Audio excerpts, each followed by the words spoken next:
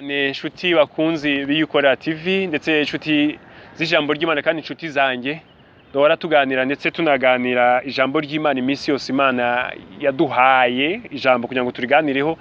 Imana ishimwe ku bwanyu. Ndashimira Imana rero ko yongeye kumakanya kugira ngo tuganire ijambo ry'Imana namwe ndetse tugiye kugirana ibihe byiza by'ijambo. Reka mbanze isenge rero senge kugira ngo tuganire ku ijambo ry'Imana Imana yaduhaye kugira ngo idufashe ibane natwe, ikorane natwe, nubwo iteka ryose ikorana natwe, ariko biba byiza iyo tuyihamagaye tukayisenga kugira ngo ibane natwe. Imana yanjye ndagushimira guhimbaje muri aya masaha, ngushimiye neza n'ubuntu bwawe muri aya masaha y'igicamunsi, kongeye kuduha akanya ko kuganira ijambo ryawe n'aba bakozi bawe, abana bawe bari hirya no hino ku isi.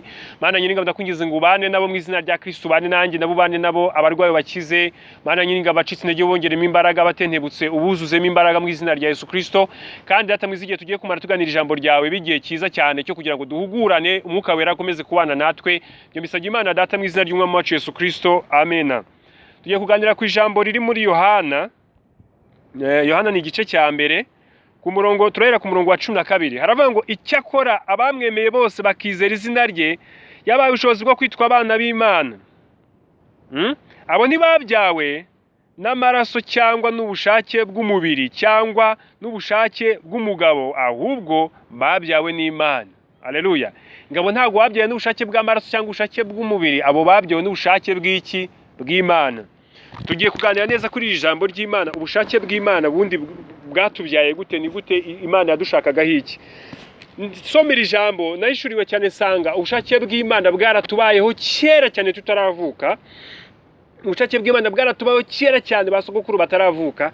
Ubushake bw'Imana bwaratubayeho kera cyane abantu bataratumenya, kuko mama umbyara yamenye mvuka agitwite ntiyarazi ngatwite nde, wenda niba yarashigize ubushobozi bwo guca muri ecography baramubwiye ngo twite umuhungu, ariko ntabwo yarazi uko azaza se. Ariko Imana yo yari yarandemeye mu nda ye, yari nzi neza ari ifite n'ubushake, ndetse yanamenye igihe nawe yari imuzi. Ijambo ry'Imana ritweretse ngo cyakora bizeye izina rye bakemera izina rye yabahaye ubushobozi bwo kwitwa abana b'Imana. Twabaye abana b'Imana rero, ni nako turi, niko ijambo ry'Imana rivuga. Ubushake bw'Imana rero ku buzima bwacu bwahoze ubushake bw'Imana bwahoze buvuga ngo Placide reka zabe pastor agiye yigisha ijambo ry'Imana, nkuko nawe ubushake bw'Imana ari cyo bukuvugaho kano kanya, icyuri cyo nicyo uzaba cyo. Yahoze mu bushake bw'Imana ntago bitunguranye. Ndagira ngo nkubwire ngo Imana irakuzi, ndagira ngo nkubwire ngo Imana iragusobanukiwe, ndagira ngo nkubwire ko Imana yakuremye ikuzi neza utari uwatunguranye. Ntago uri impanuka mu bantu, ntago uri impanuka mu muryango, ntago uri impanuka mu nshuti, ntago uri impanuka aho washatse, ntago uri impanuka aho washatswe, ahubwo Imana yahoranye umugambi ku buzima bwawe, n'ubu ngubu iracyawufite kandi iracyakomeje kubusohoza. Ubushake bw'Imana kuri twebwe bwahozeho, kandi ubushake bw'Imana buzahoraho ibihe byose, buzakomeza kutubaho kugeza igihe dusoreje icyo ubushake bw'Imana bwadushakagaho. Hari icyo Imana yagushyiriyeho, hari icyo yanshyiriyeho. Ariko ijambo ry'Imana rivuze ngo cyakora bamwemeye bakizera izina rye babahaye ubushobozi bwo kwitwa abana b'Imana. Ntago babyawe ku bw'ubushake bw'abamama babo n'abapapa babo, ahubwo babyawe ku bw'ubushake bw'Imana. Hari icyo Imana igushakaho kandi ugomba gusoza. Ntago waje kugira ngo ube wicaye aho ngaho wiganyira, ntago waje aho ngaho kugira ngo ube ufite akababaro n'agahinda ku bw'ibibazo ufite, ahubwo waje kugira ngo usoze ubushake bw'Imana ifite ku buzima bwawe. N'ube ubushake bw'Imana ifite ku buzima bwawe. Imana yabwiye Yeremiya avuga ngo nakumenye ntarakurema, utarabaho ndakweza ngushyira ku gihugu w'umuhanuzi uzanura amahanga. Nawe hari icyo Imana yagushyiriyeho ugomba gusohoza kugeza uyu munsi wa none ugomba gusohoza. Hari ikihari, hari uburyo wireba ukabona ntacyo ubereyeho, ukabona ubereyeho kugira ngo ubare aho ngaho gusa ushakisha ubuzima gusa. Hari undi kindi kintu Imana yagushyizemo, hari urukundo Imana yagushyizemo, hari amahoro Imana yagushyizemo, hari amafaranga Imana yaguhaye, hari ikintu Imana yagushyiriyeho kugira ngo usangize abandi bantu badafite. Icyo nicyo niwo mugambi w'Imana ku buzima bwawe. Umugambi w'Imana ku buzima bwawe wiyumvamo, utangira gukora ibintu ukajya wumva hari ikintu Imana yagushyizemo ku buzima bwawe kugira ngo ugikore. Icyo rero nicyo ugomba gukora, kandi ndaguhatira kugira ngo ugikore, ugishyire mu bikorwa uyu mwanya wa none. Imana itarakurema, Imana itaragushyira mu nda mama wawe, yari gufiteho umugambi nk'uwo nguwo yari ifite kuri mama wawe, kuko mwese ubugingo bwanyu hari ahantu bwari buri, Imana ikagenda ibifata. Ijambo ry'Imana ritwereka ko Imana irema umuntu, yamufashe ngo iramufata iramurema ngiragije imuhumekeramo umwuka wayo. Umwuka wayo aribwo bugingo bujyamo. Ijambo ry'Imana rivuga ngo iyo umuntu apfuye umubiri ujya mu gitaka ngo ubugingo bugasubira kwa nyirabwo. Aha ngaha ngira ngo nganirize abantu bajya bahora bavuga ikintu ngewe ntajya nemeranya nabo, ngira ngo nanahugurire n'abantu bajya kumva umuntu aravuze ngo papa ngo yarapfuye ngo na mama yapfuye ngo bari aho ngaho ngo baba bari kundeba ngo baba bari kureba imibabaro yanjye. Oya ibyo ngibyo rwose ijambo ry'Imana rivuga ngo ikibyara umubiri ni umubiri n'ikibyara umwuka ni umwuka. Iyo umuntu yakubyaye mu mubiri, iyo avuye mu mubiri muba mutandukanye rwose, kiba gisigaye ni icyo wowe uzakora ku isi, ntabwo ari icyo wowe bazagukorera, kuko baba bashoje urugamba rwabo, baba bashoje urugendo rwabo, haba hasigaye urugendo rwawe wowe ku giti cyawe n'abo musigaranye. Ijambo ry'Imana reka mvuga iki kintu, impamvu amarangamutima abantu bajya bagira hano hanze ngo umwana wanjye, umugore wanjye, umugabo wanjye, inshuti zanjye, byose tubiterwa n'uyu mubiri uyu nguyu ari nabyo Imana yabwiye Imana ngo nakumenye ntarakurema. Twebwe twari turiho mbere yuko tubaho hano. Iki gikerekanye mvuge, twahozeho kuva igihe mbere yuko tuba aha ngaha, twahozeho aho Imana yari yadushyize. Reka kuko si imazi ndi kuvuga ngo ni stoki niyi, ariko dushobora kuba twari mu migambi y'Imana cyangwa twari turi ahantu, ariko hari ahantu Imana yagukuye. Reka mvuge nk'urugero, mfite umwana w'umuhungu n'umukobwa, ariko mu migambi y'Imana njyewe igihe Imana ifiteho umugambi nawe yari yubafiteho. Ntabwo Imana yabagizeho umugambi ariko maze kubabyara, never. Yabagizeho umugambi mbere yuko njyewe mbabyara, na papa mbere yuko mbyara hari umugambi Imana yari ifiteho. Mu mugambi Imana yari ifitemo ko nzababyara, nabyo birimo, ariko nabo yari bafitemo umugambi y'abandi bazabyara. Kugeza n'aka kanya uwo mugambi ntabwo utangiye ubu ngubu. Bivuze ngo nawe rero ibyo urimo, inzira uri gucamo, aho uri, aho ugana, hose biri mu mugambi w'Imana, kandi nta kintu na kimwe kizahinduka ku mugambi w'Imana. Ibi rero abantu bajya bicara ukajya kumva umuntu aravuze ngo ibyo ari byo byose, ngo papa ngari kundeba, ngo na mama bari kundeba, ngaho ngo bari mu ijuru. Reka icyaguhuzaga nabo nuko ijambo ry'Imana rivuga ngo ikibyara umubiri ni umubiri, ikibyara umwuka ni umwuka. Niba yarakubyaye mu mubiri mugatandukana, umubiri ugapfa, ubugingo bugasubira kwa nyirabwo, yagiye iwabo aho yaje aturuka, nawe uzasubirayo aho waje uturuka. Mwese nimuhura muzahura muri abana b'Imana bahujwe wenda no kuganira inzira mwaciyemo, ariko ntabwo muzigira muhuzo no kuvuga ngo uyu ni papa uyu ni mama. Ibyo ni ibya hano ku isi. Niyo mpamvu ku isi turwanira ibintu, niyo mpamvu ku isi turwanira no kuvuga ngo tuzasiga abana bacu bameze neza, ngo tuzasige iki n'iki. Ugasanga umuntu yiba abandi kugira ngo abesheho neza abana biwe. Ahubwo ukwiriye kumenya yuko icyo uri kubakorera ni ikizarangira hano ku isi, ahubwo uri kureka kubakorera ikizatuma bagera iriya. Haleluya. Imana rero yatugizeho umugambi kera. Imana yatugizeho umugambi kuva na kera no kugeza uyu munsi. Umugambi uracyahari. Ndagira ngo nkubwire ngo umugambi w'Imana ku buzima bwawe, shakisha ukuntu wawumenya, uwusohoze. Sohoza umugambi w'Imana ku buzima bwawe, ugende uko Imana ishaka, uko Imana ishaka, kuko nta muntu n'umwe Imana yaremye idafite umugambi ishaka kumukoresha, idafite ikintu ishaka kumukoresha. Nta kimwe, nta n'umwe. Buri muntu wese uri ku isi hari icyo Imana yamuremeye. Yari yaremeye Yeremiya guhanurira amahanga, yaremeye Yeremiya guhanurira amahanga. Nawe yaguremeye ahari gusura abarwayi, yakuremeye gufasha abantu. Hariho abantu bariho hano ku isi agira ijambo ryiza riruhura umutima, ukamubwira ibibazo ufite akakubwira ijambo rikaruhura umutima. Hari abantu bari hano ku isi agira amafaranga, yagira ahantu abantu bashonje akabaruha umutima, akabaha amafaranga kubera ko Imana yamuhaye amafaranga. Kandi reka ngire ngo mbabwire iki kintu kimwe, iyo Imana iguhaye ikintu ngo ugitange, nawe uboneraho nawe ubwawe. Reka nguhe nk'urugero, itiyo y'amazi ivoma ahantu iyajyana ahandi, ntabwo iyo tiyo ishobora gukakara, ntabwo ushobora gusangiza abandi amahoro wowe utayagira. Manza umenye agaciro Imana ikubonamo, wanza umenye agaciro ufite ku Mana, wanza umenye ko Imana yaguhaye agaciro mbere yuko bari abantu bose baguha agaciro.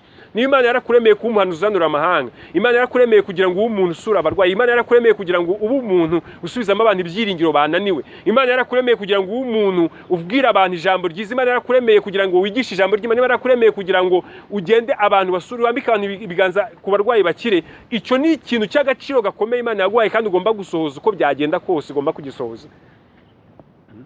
Imana yadushyiriye kugira ngo dusohoze umugambi wayo, icyo yaturemeye, icyo yadushyiriyeho. Nakumenye ntakuremeye. Ijambo ry'Imana rivuga ngo ikibyara umubiri ni umubiri, ikibyara umwuka ni umwuka. Aya marangamutima ya kimuntu, bene data, aya marangamutima ya kimuntu, aya marangamutima y'uburakari, amarangamutima yo kuvaga abana bacu, amarangamutima yo kuvanga ibintu byacu, amarangamutima yo kuvaga amazu yacu, amarangamutima yo kuvanga amamodoka yacu, ibyo byose bizarangirana n'isi. Dukwiriye kubihindura, ahubwo tukamenya neza yuko ibyo dufite ari byo kudufasha kugira ngo dufashe abandi mu muhamagaro twahamagariwe. Tuza hano ku isi ntabwo turya kugira ngo dukomeze umuhamagaro, tunywa kugira ngo dukomeze umuhamagaro, twambara kugira ngo dukomeze umuhamagaro. Ntabwo twaje hano ku isi kurya no kunywa no kuryama nijoro ngo dusinzire, tubyuke saa 12 tujye mu kazi gukora amafaranga, nitumara kuyakora tuze tuyarye twenyine. Hari icyo ukora, hari akazi uriho. hari akazi hano ku isi kakureba, hari n'akazi ko wakohereje ku isi wakumenya atarakurema akagushyiraho. Yaza kuba atarakumenya nta n'icyo yagutumye, nta n'icyo wakabaye ukora hano, nta n'ubwo wakabaye ukiriwe. Hari abana bapfa bari impinja, ariko nabo ubwo ibyo baba batumwe biba byarangiye, misiba yarangiye. Wowe rero urashaje, ugeje imyaka 70, uri aho ngaho gusa. Urakuze ugeje imyaka 30, 35, uri aho ngaho. Wowe cyawe cyose ni ukurara mu kabari gusa, ukumva ibintu biraho. Ariko isi wo mugambi w'Imana, umugambi w'Imana no kugira ngo ubicemo, numara kubicamo ubivemo, wigisha abandi ubibi bwabyo. Umugambi w'Imana ku buzima bwawe sina no ngombwa ko ngusobanurira, urawuzi wiyumvamo. Harahugera abantu bakora neza ukumva wakora neza kubarusha, harahugera ugasanga abantu biri kwica ibintu ukumva wowe wabikora neza kubarusha. Ibyo ni umugambi w'Imana ku buzima bwawe, ugomba kuwukomeza. Reka rero ngusengera Imana, mwingingira Imana ikomeze umugambi ku buzima bwawe. Reka ngusengere, ariko mbere yuko ngusengera ndagira ngo nkwibutse neza nuko umugambi w'Imana ku buzima bwawe ungana n'umugambi w'umubyeyi wawe ku buzima bwiwe, ungana n'umugambi w'abana uzabyara ku buzima bwawe. Bivuze ngo umugambi w'Imana wahozeho kera ku buzima bwawe. Ndagira ngo ukomeze kuri iki kintu cyo kuvuga ngo hari icyo Imana yakugambiriye aho uri hose ku isi yose, umugabane uriho wose, hari icyo wawukoraho ibintu bigahinduka. Umuntu aka kantu murankavuga nkagasubiramo no mu rusengero turimo dusenga ngo papa wanjye, abana banjye, nanjye ubwanjye, imbere y'Imana turangana. Umugambi wacu wa Imana dufiteho yawutugiriyeho igihe kimwe, kuko twese yari tuzi uko izagenda dukurikiranye n'ibyo byonyine byatandukanye. Ariko umugambi wacu nta numwe, reka nguvuga ngo nta muntu numwe ushobora gukuraho umugambi wawe, nta muntu numwe w'ingenzi kurusha ukuri ingenzi. Kubera ko twese Imana yahisemo ko uzajya mvuka kwa kana, kundi akavuka kwa kana, kundi akavuka kwa kana. Ariko twese ikikwereka yuko dufite umugambi umwe. Twese twaravutse, tuvukira amezi amwe, tuzapfa twese, tuzapfa kimwe, twese tuzashyingurwa, nta numwe uzaguruka mu kirere ngo agende. Twese tuzashyingurwa, twese tuzapfa. Twese rero dufite umugambi, Imana dufiteho umugambi, kandi uwo mugambi ugomba gusohora. Ni agaciro kacu rero umugambi wacu Imana dufiteho, ni agaciro kacu. Imana rero yaduha agaciro mbere yuko abantu babona ko tugakwiriye, batangira kubona ko dufite agaciro iyo dukuze tugatangira gushyira mu bikorwa ya migambi Imana yadugireho. Ariko na mbere yuko tubikora umugambi ubuhari. Rero ndagira ngo ngukangure kumenya yuko umugambi w'Imana ukuriho ku buzima bwawe. Ndagira ngo nkubwire ko umugambi w'Imana uzahoraho ku buzima bwawe. Ndagira ngo nkuhinginge ngusabe rwose ushake kumenya umugambi w'Imana ku buzima bwawe, nurangiza ukore. Turangana rero. Imana yabwiye Yeremiya iki kintu yabwiye Yeremiya ngo nakumenye ntarakurema, utaraba urusoro mu nda ya mama wawe. Ni ukuvuga ngo aka kantu reka tugasesengura. Nakumenye ntarakurema utaraba urusoro. Ubundi urusoro ni igihe umwana, igihe umubyeyi abagisama, ako kantu nyine k'urusoro. Reka tukite nk'igi cyangwa se icyo gihe ubu utaragira ishusho, ariko wari usanzwe ufite ishusho mu maso y'Imana. Ishusho wari ufite mu maso y'Imana ni imigambi ya n'icyo uzakora. Ishusho wari ufite mu maso y'Imana n'icyo yari igiye kugukorera. Iyo niyo shusho Imana ikuzeho, ni nako ikuze. Bya bindi abantu bakuzeho, bya bindi abantu bakuvugaho, bya bindi abantu bagutekerezaho, bya bindi byaza ntege nke zawe abantu babona, sizi Imana ibona. Imana ibona icyo uzakora mbere yuko ugikora. Imana yajyaga ibona Dawidi ikamubona mu mwami mbere yuko aba umwami. Imana ibwira umugaragu wawe Samweli ngo jya kwa Yesayi, undebereye unyimikire y'umwami. Ngiye mfite y'umwami uriyo, ngiye wavutse ari umwami, ariko genda umwimike ubishyire ku karubanda bamenye ko ari umwami. Amaze kumwimika nibwo twebwe tumenye aya mateka, tukiyumva tukavuga ngo Dawidi yabaye umwami. Ni ukubera yuko ayo mateka yahoze mu mugambi w'Imana. Ariko nimvuga iri jambo ntutungurwe yuko Imana igambira kuri Dawidi nicyo gihe nanjye yangambiriyeho. Nicyo gihe nanjye yangambiriyeho. Ntago Dawidi yaje mu mugambi w'Imana mbere yuko mba mu mugambi w'Imana, ahubwo twese turi mu migambi y'Imana. Ndetse n'uburyo tuzagera dukurikirana imigabane tuzagera tuvuka, nuko tuzagera dukorera Imana yari ibizi. Turi aha ngaha rero ku mugambi w'Imana. Nawe aho uri ku mugambi w'Imana, kandi ugomba gukorera Imana mu buryo yakugambiriyeho. Nta gihinduka rero, nta na kimwe kizahinduka. Imana izakomeza gukoresha mu buryo bwayo. Nari ndimo mvuga ngo ngiye kugusengera, nari ngize ngo tuganire iki kintu. Ngiye gusengera Imana ikomeze kukwatsamo no kumenya umugambi Imana igufiteho, kugira ngo uwumve, uwusobanukirwe mu mutima wawe, wumve yuko uri w'agaciro. Ibaza umuntu Imana yamenye itararema. Erega ijambo ry'Imana ryandikishijwe twebwe, ntabwo ryandikishijwe ba bandi rivuga, ryabavugagaho ribabwira, ariko rirandikishwa. Imana yemera ko ryandikishwa kugira ngo rizafashe jewe wo muri iki kinyejana, nawe wo mu kiriya kinyejana, n'abazadukurikiraho n'abuzukuruza n'ubuvivure byo bazadukurikiraho. Imana ibafite mu mugambi, kandi ijambo ni iryabo. Niyo mpamvu kuba bari mu mugambi w'Imana, niyo mpamvu n'ijambo ry'Imana rikomeza risohoka ku bwabo, dukomeza tuvuga ku bwabo. Ngubu nkaba ndi kubwiriza ijambo ry'Imana ku bw'undi muntu Imana ifiteho umugambi, yagizeho umugambi umugambi igihe yangiragaho umugambi, ariko Imana ikaba iri gucisha kano kanya kugira ngo mvuge ijambo ry'Imana rimugereho, rigira icyo rimukoraho, rigira icyo rimuhinduraho, kubera ko ari bwo buryo Imana yahisemo. Uguhitamo kw'Imana rero niko kutugenga ubundi nta n'ibindi. Reka rero ngusengere rero kugira ngo umugambi w'Imana ukomere ku buzima bwawe, kandi ikomeze kubaka, ikomeze kuguha imbaraga, ikomeze kwatsemo umugambi wayo ukore. Kuko reka nkubwize ukuri, gupfa ukenyutse ntabwo ari ugupfa ugejeje imyaka 20, 25, ntabwo gupfa urambye ari ugupfa ufite imyaka 80 cyangwa 100. Gupfa ukemutse ni ugupfa udakoze umugambi Imana yagushyiriyeho kuri iyi si. Rero reka dusenge, ariko ndagira ngo mbasembe ko dusenga ahantu duhurira kuyoboka Yukorera TV. Mbasabe kugira ngo mukore subscribing kugira ngo iri jambo rye ribageraho ibihe byose uko tuzajya tugira turibagezaho. Rero na share dufashe gusharinga. Iyo Yesu yaravuze ngo umuntu uzasomya agacuma k'amazi akonje kumwigisha kuko ari umwigishwa wanjye, ngo azagabana umugisha nk'uwe. Iyo rero ufashije umuntu mu murimo, umugabana umugisha muri uwo murimo. Iyo usharinze abandi bantu bakabona ijambo ry'Imana, icyo gihe Imana nayo iguha umugisha nk'uwaribwirije, nk'uwaritambukije, kuko umugambi Imana byose bigiraho bikorwa nuko bigenda bikorwa. Imana iguha umugisha. Ngiye gusenga Imana rero kugira ngo igufashe kugira ngo winjire neza mu mugambi wayo, kandi umugambi wayo ni ahantu heza, kandi Imana izakugirira neza, izakomeza gukoresha. Nabivuze neza ko gupfa ukenyutse no gupfa udakoze icyo Imana yagushyiriyeho. Ni wamara imyaka 120 ugapfa udakoze icyo Imana yagushyiriyeho, ubukenyutse. Ni wamara imyaka 20 ugapfa ushoje icyo Imana yagushyiriyeho, uburambye, kuko washoje ibyo Imana yagushyiriyeho. Rero nawe rero ndagusengeye mu izina rya Yesu Kristo kugira ngo icyo Imana yagushyiriyeho ntikizigere kibura ku buzima bwawe. Reka dusenga Imana, twubahe Imana. Mana ndagushimiye, ndaguhimbaje, nsengeye umuvandimwe, uyu mushiki wanjye, uyu muvandimwe, uyu mwana, uyu mukuru, uyu musaza, uyu mukecuru wagambiriye hatarabaho, ukamugambira igihe wagambiraga kuri sekuru na sekuruza wundi.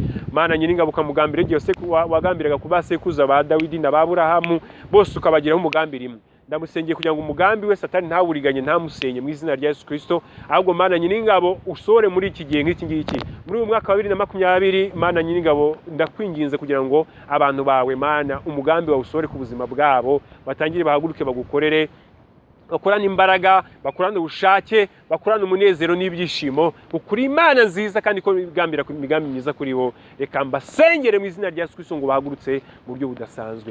Ndagushimiye ko byose ubyemeye. Ijambo ryo rambwira ngo nimusenga mujye mwizera ko ibyo musabye mu bihawe. Nanjye nizeye ko byose ubikoze. Ibyo byose mbisabye Imana Data, ni mu izina ry'Umwami wacu Yesu Kristo. Amen. Shalom, shalom. Bani bahumugisha.